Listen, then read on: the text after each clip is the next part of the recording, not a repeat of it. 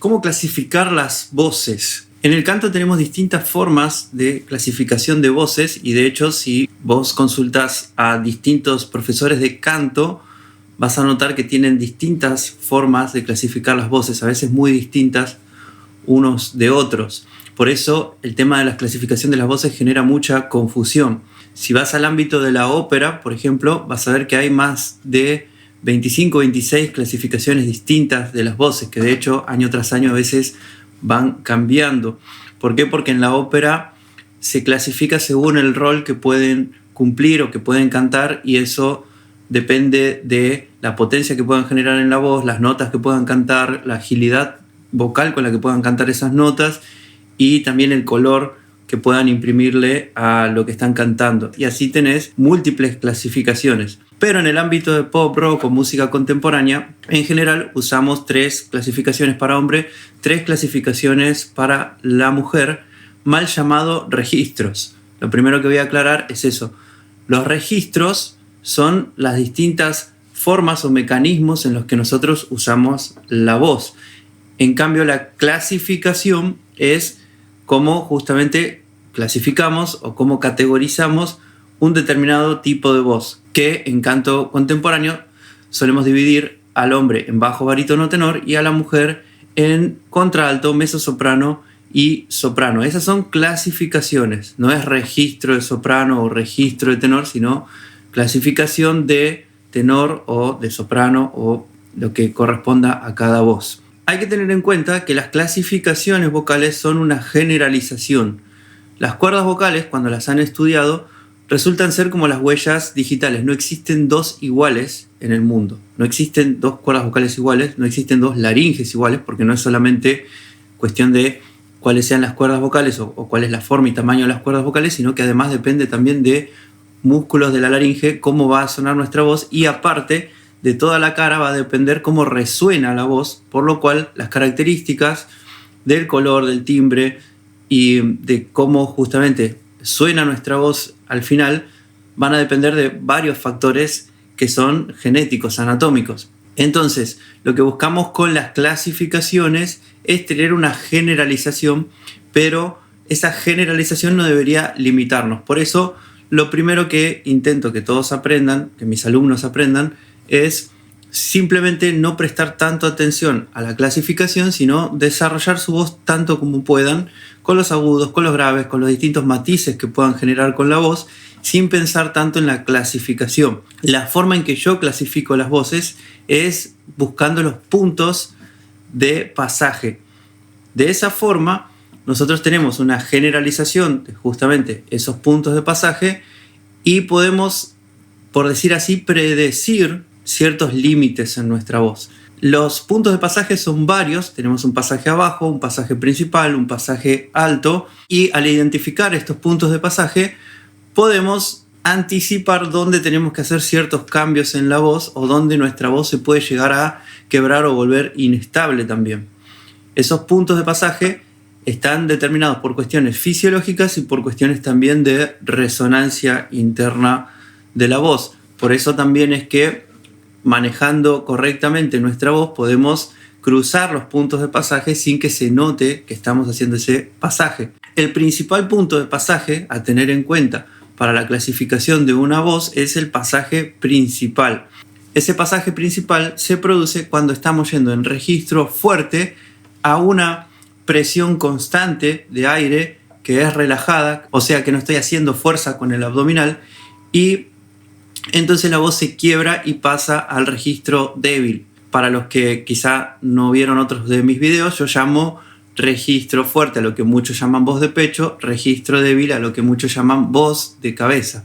Por ejemplo, entonces si yo comienzo con una nota de registro fuerte y voy subiendo, manteniendo una presión de aire constante que dependa del retroceso del pulmón, o sea que no estoy haciendo un esfuerzo extra a nivel abdominal para hacer esas notas, lo que van a notar es que va a llegar un punto en donde la voz se quiebra. Entonces yo, por ejemplo, hago acá un do, hago una a, la estoy haciendo suavecito, dejando que simplemente el aire de salida normal del retroceso del pulmón, haga esa nota. Si sigo así,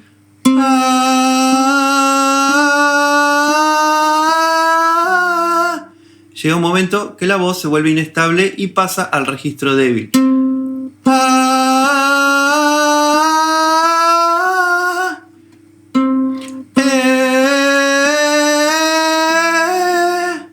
Ven que cuando yo voy con cualquiera de las vocales con una presión constante débil, mi voz en un punto va a pasar al registro débil.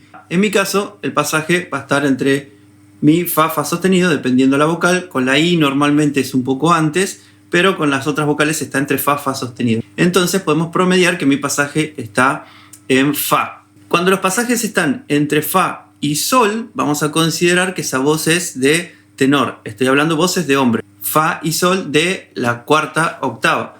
Cuando los pasajes están entre el re y el mi, re sostenido, mi, vamos a considerar que esa voz es de barítono. Y cuando están por debajo del do sostenido, do o más abajo, vamos a considerar que esas son las voces de bajo. En el caso de las mujeres es exactamente lo mismo, pero una octava arriba. Van a notar que hay un pasaje entre fa, fa sostenido, sol para las sopranos, entre re y mi para las mezzosopranos y por debajo del do sostenido para las contraltos. Después, las mujeres también van a notar otros pasajes o otros cambios o quiebres de la voz un poco más abajo que tienen que ver con cuestiones acústicas. Pero normalmente las mujeres pueden ir con su registro fuerte hasta esas notas sin tener que aplicar una presión extra. ¿Para qué me sirve saber dónde está mi pasaje? Bueno, si yo sé que mi pasaje está, por ejemplo, en fa, yo sé que hasta ese fa, en realidad un poco antes, hasta el mi o hasta el re sostenido, voy a poder cantar con comodidad sin aplicar un esfuerzo extra. Pero voy a saber que a partir de esa nota, de hecho, conviene hacerlo un poco antes, no esperar justo al fa, sino que un poco antes voy a tener que empezar a aumentar la presión de salida para poder seguir en registro fuerte y alcanzar las notas más agudas con el registro fuerte. Entonces voy a tener que ir progresivamente aumentando la presión de aire. Lo pueden pensar como aumentar el volumen de la voz, pero tiene que ser poquito a poco. Si pego un salto muy brusco, puede ser que me esté pasando de energía y eso puede generar alguna molestia en la voz, o también lo que puede pasar es también un cambio brusco que va a sonar feo. Entonces, a partir de el do sostenido, re, yo voy a empezar poco a poco a aumentar el volumen para poder seguir hacia arriba con registro fuerte y que no pase la voz a registro débil. Por ejemplo,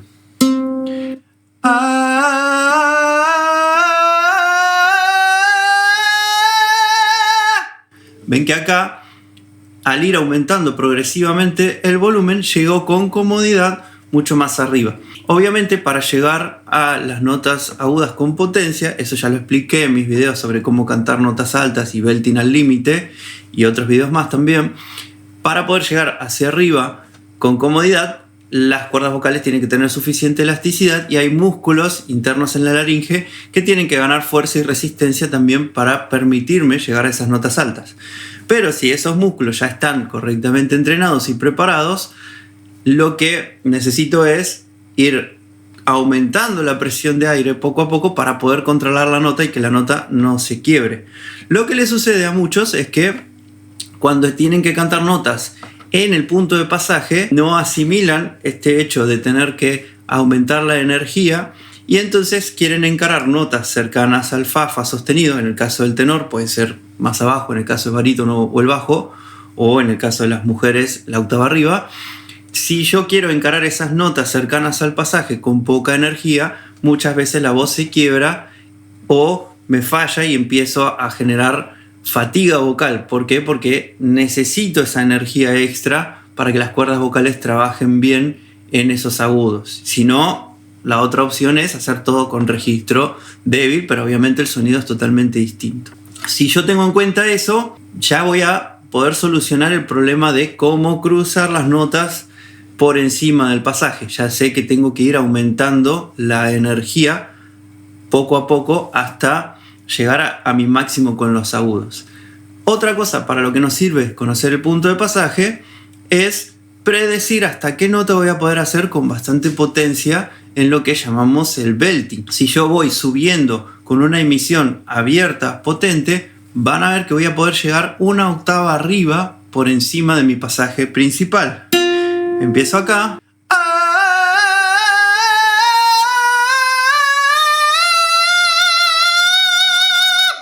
Y ya llegando al fa sostenido es donde empiezo a ya notar como que mi voz está llegando a un límite de tensión. Entonces, si ustedes notan que su pasaje está, por ejemplo, en mi, pueden predecir que con mucho entrenamiento vocal, obviamente se requiere años de entrenamiento, van a poder llegar hasta el mi de quinta. Si el pasaje está en fa, van a poder llegar al fa de quinta con potencia, con bastante intensidad. Otra cosa que seguramente habrán notado mientras yo hacía las notas es que hay otro cambio en la voz en el medio. Yo puedo hacer una emisión muy abierta.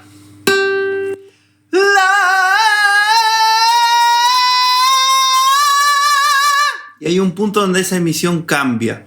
Ese punto donde la emisión cambió, que acá en este caso estuvo entre do sostenido, es lo que podemos llamar el pasaje alto. Ese pasaje alto normalmente puede estar entre el si bemol, el si, y con trabajo vocal, con buena apertura, lo podemos correr un poquito hacia el do sostenido en el caso del tenor, o quizá más abajo. Eso es lo que muchos notan como un segundo problema en la voz. Muchas personas logran cruzar el primer pasaje, pero después en el segundo, que sería este pasaje alto, se quedan como estancados. Eso es porque ahí hace falta un segundo cambio en la voz que tiene que ver con la acústica del tracto vocal. Se puede cruzar comprimiendo un poco más, o sea, yo puedo ir abierto hasta el do sostenido, con bastante trabajo vocal. Un barítono, por ejemplo, podrá ir hasta un la sostenido. Algunos barítonos han llegado a hacer un do con mucho trabajo vocal y casi lograr ese famoso do de pecho de los tenores de ópera. Y en el caso de los bajos podrán llegar hasta el sol sostenido, la, con ese sonido abierto, y después necesitan empezar a comprimir un poco la zona de la laringe, sobre todo la epilaringe, la parte de arriba de la laringe, para poder cruzar las notas más altas con registros fuertes. Un registro fuerte comprimido, lo que muchos erróneamente llaman voz mixta. Ya en otro video sobre voz mixta hablé sobre esto de que yo no uso el término voz mixta, porque si usamos el término voz mixta, o todo es una mezcla o nada es una mezcla. O sea, para mí no tiene sentido. Pero muchos, ese cambio que hay cuando se comprime la voz, lo llaman voz mixta. ¿Por qué? Porque en ese punto, al hacer un registro fuerte pero comprimido, la emisión se vuelve un poco más fácil en los agudos, y muchos piensan que eso es como una mezcla entre el registro fuerte y el débil. En realidad es o un mecanismo u otro. Estamos en fuerte o estamos en débil. Lo que pasa es que el registro fuerte comprimido tiende a sonar parecido al registro débil comprimido.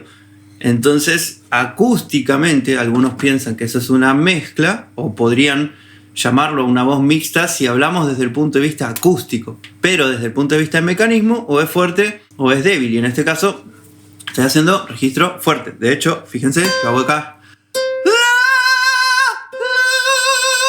Ese es fuerte y débil, ¿no?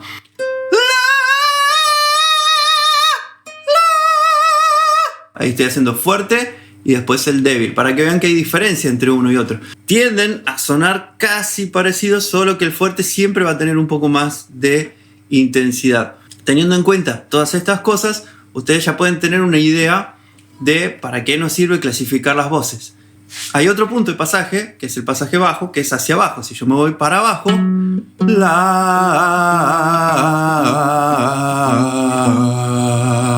van a ver que hay un punto donde empieza a haber aire en la voz. Por más que yo quiera conservar el sonido puro, la voz empieza a airear. En el tenor eso va a estar entre el si y si bemol. Ven que ahí ya yo no puedo mantener un sonido muy muy puro. Si comprimo más las cuerdas vocales, logro un poco más de sonido, pero sigue habiendo un aire de fondo. Entonces, donde empieza ese aire, donde empezamos a perder el sonido puro o bien comprimido, podemos decir que hay un pasaje bajo. Y desde ahí sería las notas más bajas que podemos hacer con volumen. Porque ¿qué pasa? Yo el do lo puedo cantar en una canción, el si lo puedo cantar en una canción, el si bemol también, pero va a salir con aire, no le puedo dar mucho volumen. En el caso de un barítono va a tener esas notas 3 semitonos más abajo. Siempre piensen que hay una diferencia más o menos de 3 semitonos entre el tenor y el barítono, entre el barítono y el bajo, y lo mismo pasa con las mujeres, siempre entre la soprano y mezzosoprano, unos 3 semitonos de diferencia, entre la mezzosoprano y la contralto, unos 3 semitonos de diferencia. Pero estos límites, como dije, como no existen dos cuerdas vocales iguales, estos límites hay que tomarlos siempre con pinzas. Puede ser que haya un bajo con una nota más baja o con notas más altas, puede ser que haya un barítono que tenga el pasaje, supongamos, en mi, pero el pasaje bajo lo tenga también en mi. Pueden haber distintos matices y variaciones dentro de esa fisiología de cada uno, porque esto no es exacto. Como dije al principio, es toda una generalidad, pero nos sirve más o menos para predecir qué notas vamos a poder cantar con cierto cuerpo y qué notas es mejor no intentar cantarlos o no programarlos dentro de la canción. Entonces, si yo tengo una canción que me llega a un sol, pero yo como tenor sé que este sol no lo voy a poder hacer con volumen, entonces digo, bueno, si no lo voy a poder cantar con volumen, no lo voy a poner dentro de una canción. Lo voy a practicar, obviamente, para llegar a los límites de mi voz y para poder darle a mi voz la mayor versatilidad posible, pero probablemente no lo vaya a poner en una canción a menos que quiera hacer un efecto con la voz así aireado o que quiera utilizar un sonido de registro de pulso, que el registro de pulso es lo que sería la fritura, pero en los bajos. Si hago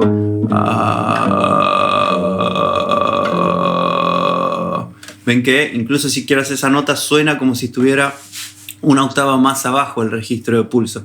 Por eso si van a un afinador van a notar que el registro de pulso les da una octava más abajo. Podríamos usar esas notas, lo que pasa es que el registro de pulso hay que trabajarlo muchísimo para poder afinarlo bien y es difícil meter en una canción. Hay algunos que lo hacen y se puede hacer, pero tienen que tener en cuenta de que ciertas notas graves van a necesitar de ese registro de pulso para usarlo. De esta forma pueden ir más o menos conociendo los límites de la voz y así poder, como dije, predecir dónde van a haber ciertos cambios y así programar las canciones. Pero esto siempre es para los que ya tienen entrenada la voz, porque cuando no hay entrenamiento vocal, esos límites van a ser mucho más cortos, porque va a faltar justamente la elasticidad y la tonicidad en los músculos de la laringe para poder cantar como realmente quisieran y para poder llegar a todos esos límites de la voz. Por eso es que yo no me preocupo demasiado por la clasificación vocal para los que recién empiezan. Más bien es para los que ya están avanzados y tienen un cierto dominio de la voz. Para el que recién empieza, lo mejor es simplemente pensar en desarrollar todo lo que pueda, todo el rango vocal. Quizás sí pueda servir identificar el pasaje principal para saber que a partir de ahí van a necesitar más energía para cruzar las notas en registro fuerte. Pero lo más importante en general es aprender las características de nuestra voz, practicar todo lo que podamos, ejercitar todo lo que podamos y en base a lo que notamos que vamos progresando y que podemos controlar correctamente, eso usarlo en las canciones que queremos cantar. Si este video te gustó, suscríbete, dale like, compartilo y si querés material extra, añadí nuevos niveles de suscriptores al canal con nombres de pájaros. Tenemos el gorrión que va a tener acceso al Vocal Gym nivel 1 y distintos videos que están ocultos en el canal. Después tenemos el jilguero que va a tener acceso al Vocal Gym nivel 2, son ejercicios de vocalización un poco más avanzados. El ruiseñor que tiene acceso al Vocal Gym nivel 3, que son ejercicios todavía más avanzados. Y el halcón rockstar que tiene acceso a todo el curso de distorsiones vocales completo. Eso se paga mensualmente desde YouTube y tenés acceso a los videos. Ya está subido todo el curso de distorsiones vocales para los que quieran suscribirse a este nivel más alto. Y después, en los otros niveles, yo voy a ir subiendo también ejercicios de vocalización para el Vocal Gym, tanto nivel 1, 2 y 3. Poco a poco voy a ir subiendo ejercicios. De todos modos, ya hay subidos unos cuantos videos con explicaciones, más de 30 videos. Por supuesto, los niveles más altos tienen acceso a todos los beneficios de los niveles más bajos también. Y si querés todavía más material, puedes entrar a mi aplicación sing4u.app, donde también están todos estos ejercicios del Vocal Gym, el curso de distorsión. Así que espero todo esto te sirva para poder aprender a cantar, a desarrollar la voz. Me despido hasta el próximo video.